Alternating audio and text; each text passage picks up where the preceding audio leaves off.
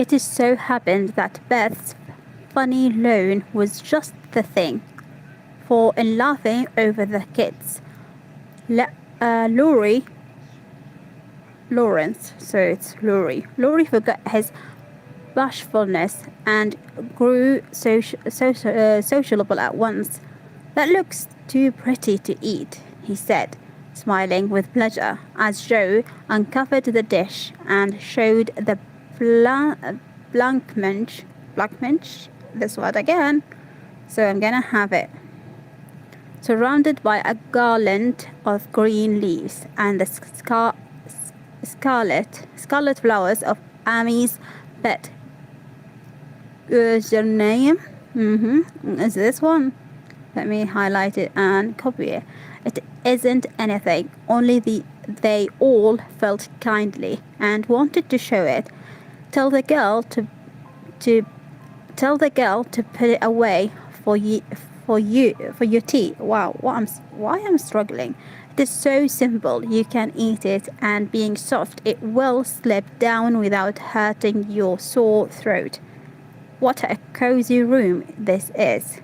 It might be if it was kept nice, but the maids are lazy, and I don't know how to make them mind. It worries me, though. I'll write it up in 2 minutes, for it only needs to have the hearth again. I think this is an old English hearth brushed so and the things made straight on the mantelpiece. So and the books put here and the bottles there and your sofa turned from the light and the pillows glummed up a bit. Now then, you're fixed. And so he was.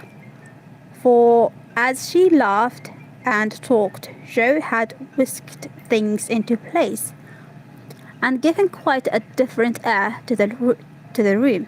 Laurie watched her in respectful silence, and when she beckoned him to his sofa, highlight this one, he sat down with a sigh of satisfaction, saying gratefully, "How kind you are. Yes, that's what it wanted. Now please take the big chair and let me do something to amuse my company." "No, I came to amuse you. Shall I read out loud?" And Joe looked affectionately towards some inviting books nearby. "Thank you. I've read all those. And if you don't mind, I'd rather talk," answered Laurie. "Not a bit. I'll talk all day if you'll only set me going." Beth says, "I never know when to stop."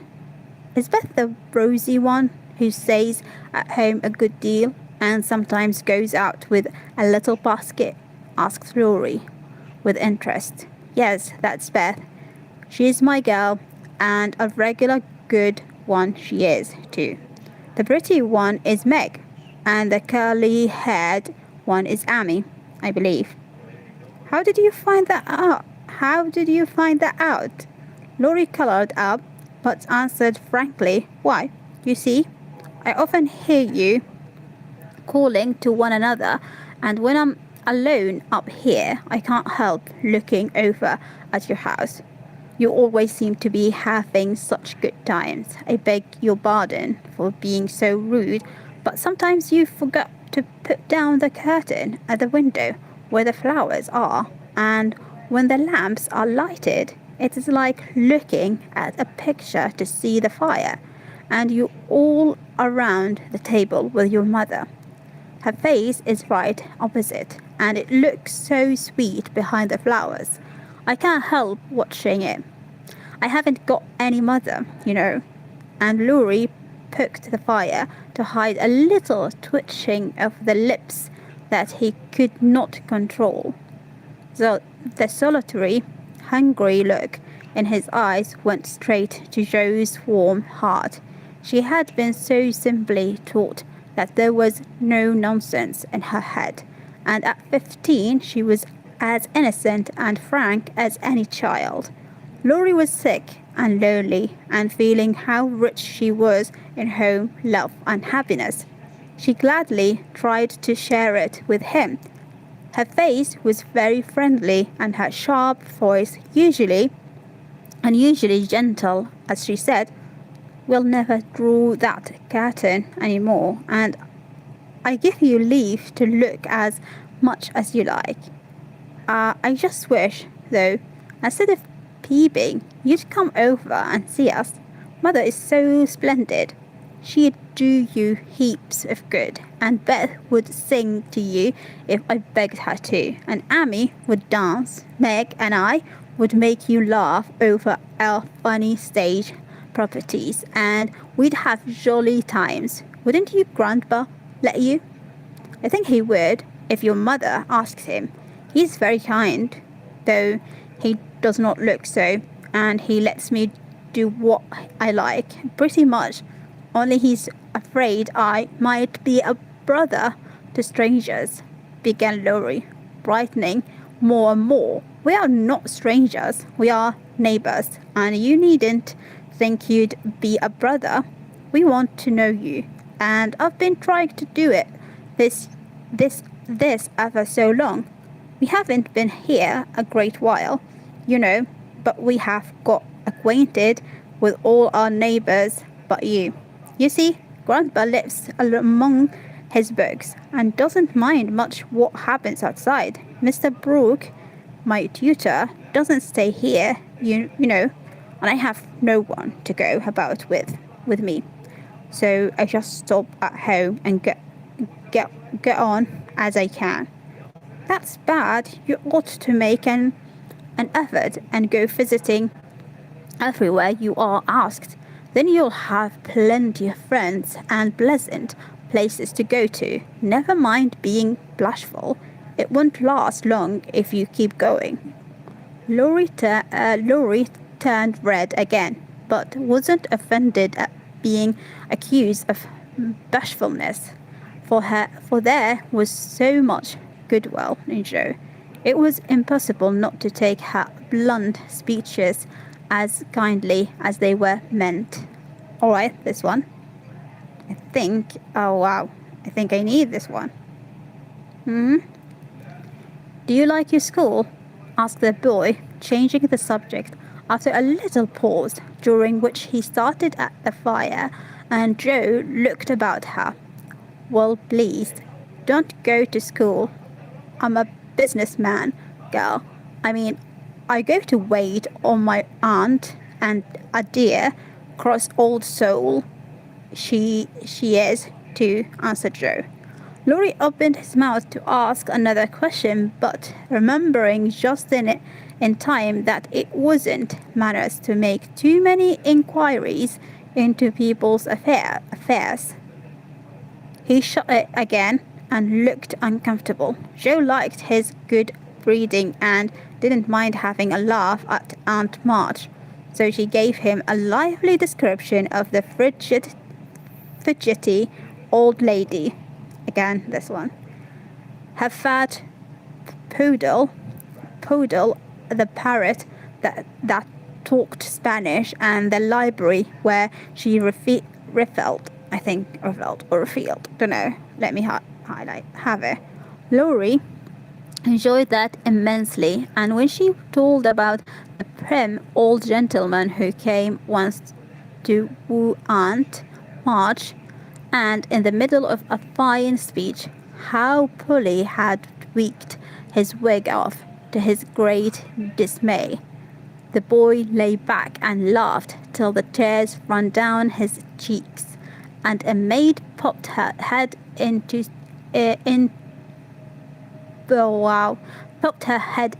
to see what was the matter.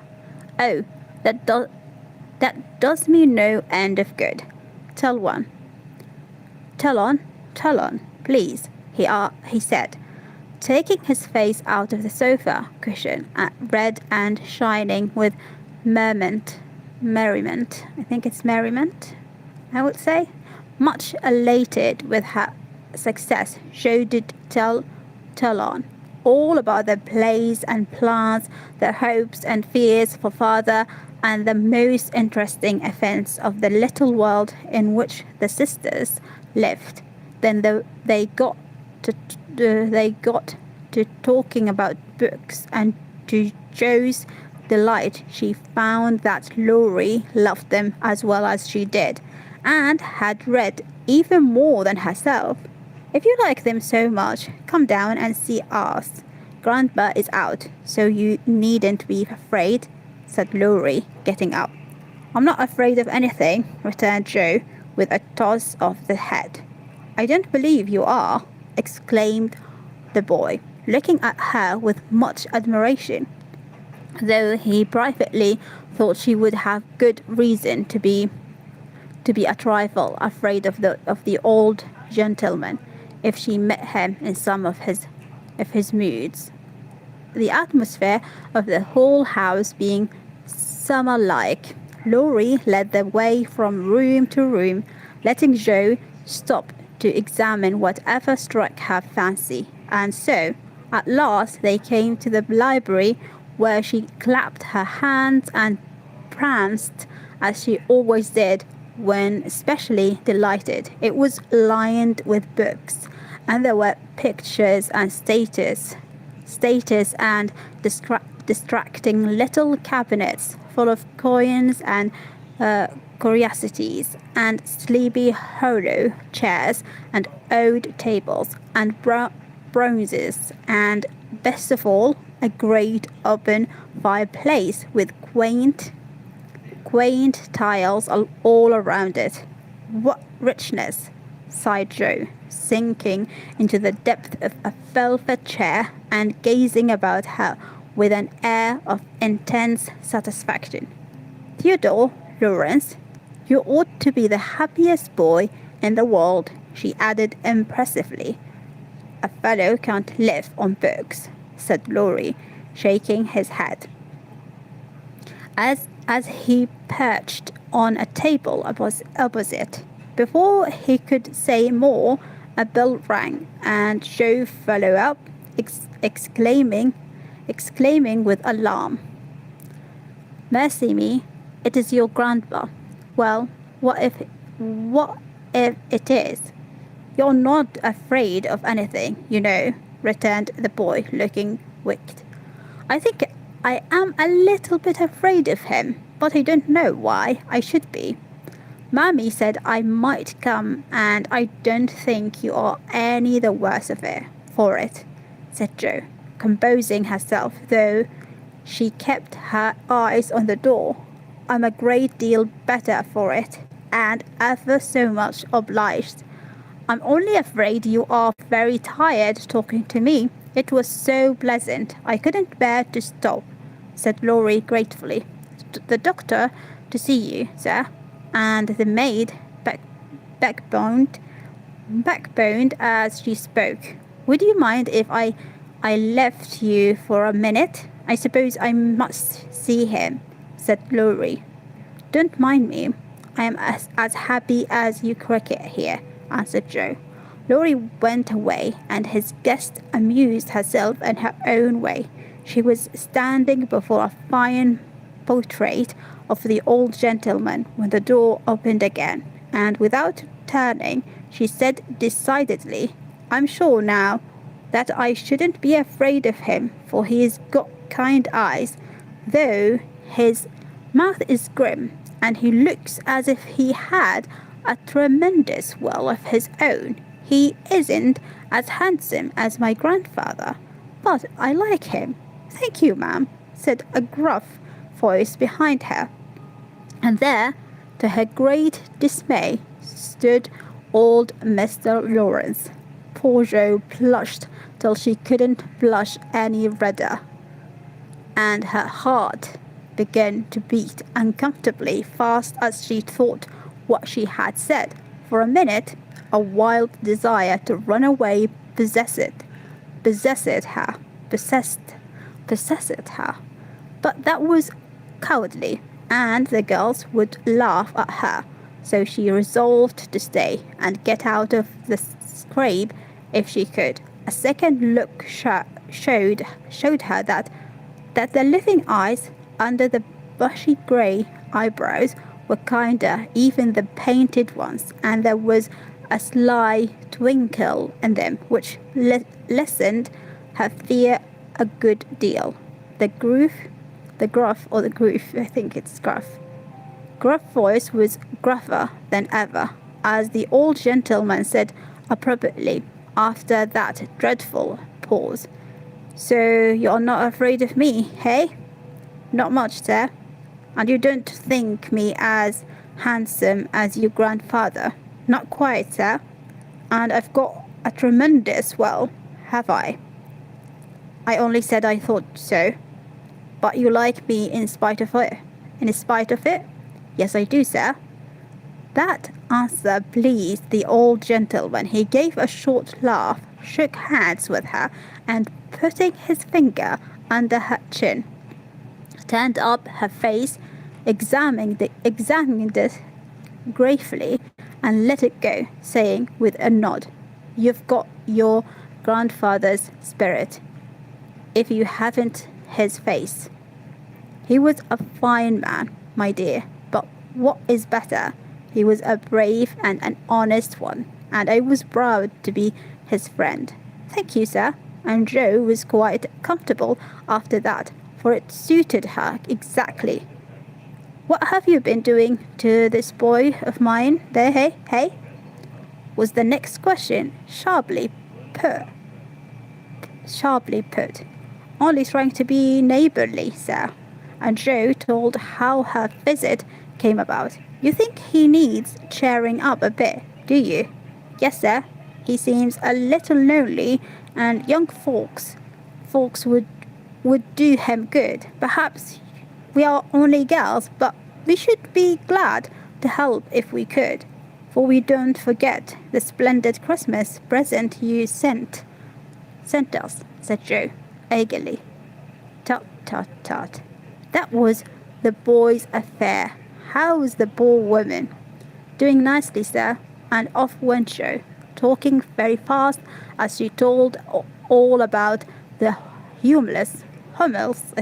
Hummels, in whom her mother had interested richer friends than they were. All right, this one. Let me see. 17. Just her father's way of doing good. I shall come and see your mother come fine day. Tell her so. There's the tea bell. We have it early, on the boy's account. Come down and go on being neighbourly. All right? Where am I now? If you'd like to have me, sir, shouldn't ask if I didn't. And Mr. Lawrence offered her his arm with old-fashioned courtesy. What would Meg say to this? Thought Jo, as she was marched away, while her eyes danced with fun as she imagined herself telling the story at home. Hey, why, what the dickens has come to the fellow?" said the old gentleman, as Laurie came running downstairs and brought up with a start of surprise at the sight of Jo arm in arm with his redoubtable grandfather. "I didn't know you'd come, sir," he began, as Jo gave him a triumphant little glance. "That's evident by the way you frack it downstairs. Come to your tea, sir, and behave like a gentleman." And having bowled the boy's hair by way of a caress, Mr. Lawrence walked on while Laurie went through a series of comic evolutions behind their backs, which nearly produced an explosion of laughter from Jo. The old gentleman did not say much as he drank his 4 cups of tea, but he watched the young people, who soon chatted away like old friends.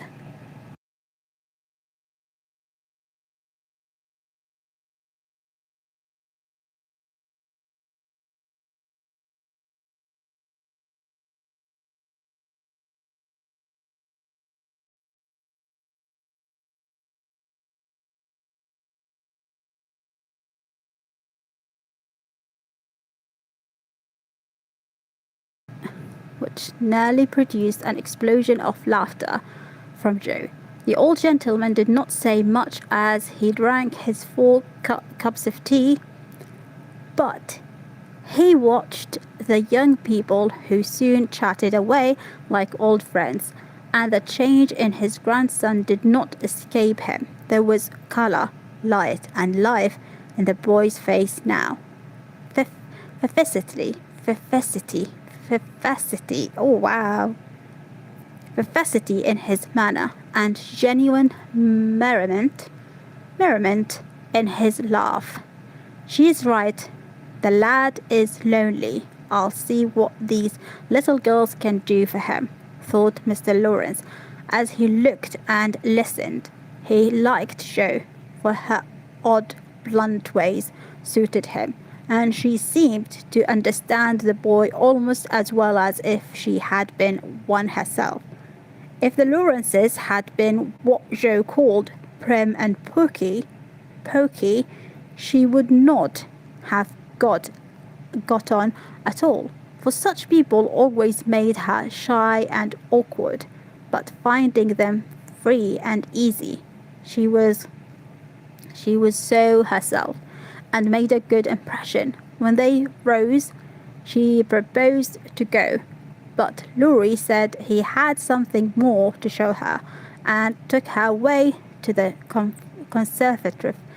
conservatory, which had been lighted for her benefit. It seemed quite fairy-like to Jo, as she went up and down the walks, enjoying the blooming walls on either side, the soft light, the damp, sweet air, and the wonderful vines and trees that hung above her, while her new friend cut the finest flowers till his hands were full. Then he tied them up, saying with happy look Jo liked to see, "Please give these to your mother, and tell her I like the medicine she sent me very much." They found Mr. Lawrence standing before the fire in the great drawing room, but Jo's attention was entirely absorbed by a grand piano which stood open. "Do you play?" she asked, turning to Laurie with a respectful expression. "Sometimes," he answered, modestly. "Please do now. I want to hear it so I can tell Beth." Alright,